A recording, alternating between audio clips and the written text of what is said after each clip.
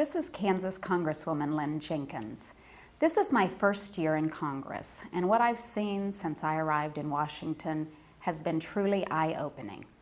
The pace that Democrats in Congress and the White House are spending your tax dollars is simply staggering.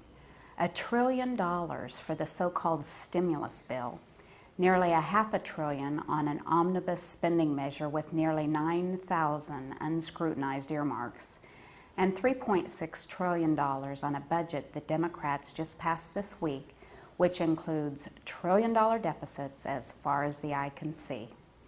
As a mother with 2 children, I'm concerned, like any mom would be, about the debt we're piling on future generations. I know a thing or two about handling taxpayer dollars. I was the state treasurer in Kansas for 6 years before I came to Congress. And before that, I practiced public accounting as a certified public accountant for nearly 2 decades. So trust me when I say Washington's books are a mess. Remember when the president promised strict oversight of how states and local communities are spending those critical stimulus dollars? Well, in the last few weeks, we've heard plenty about stimulus waste. Taxpayer dollars earmarked for a homeless program in a town with no homeless problem. Millions to extend an art walk in New York. And more than $1 million for sidewalks and trash cans outside a casino in Michigan. This bill was supposed to be about jobs, but it's gone off the rails in practically no time at all, and millions of your tax dollars are being wasted.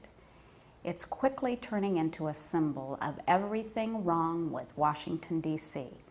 Unchecked spending, no accountability and oversight, and more debt piled onto our children and grandchildren.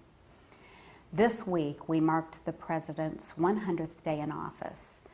And while, like most of you, I like the president personally, I think the Democrats' first 100 days running Washington can be summed up in 3 words: spending, taxing, and borrowing. The plans they've passed in the first 100 days will add more to our nation's public debt than all previous presidents combined in 200+ years. They've taken away President Obama's promised middle-class tax cut and paved the way for a new national energy tax to be paid by every American who dares to flip on a light switch. Middle-class families and small businesses across America are tightening their belts and making sacrifices each and every day during this recession. And Republicans believe that it's time for Washington to do the same. We offered a budget that curbs spending, creates jobs by cutting taxes, and controls the debt. We've also offered proposals to help rebuild your savings, revitalize the housing market, and create twice as many jobs as the Democrat stimulus at half the cost.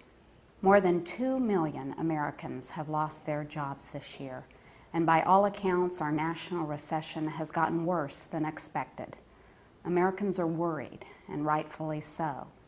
They know that we can't spend our way back to prosperity. Republicans are fighting for middle-class families and small businesses every day here in Washington. And we are ready to work in a bipartisan way on real solutions to create jobs, rebuild your savings, and get our economy moving again.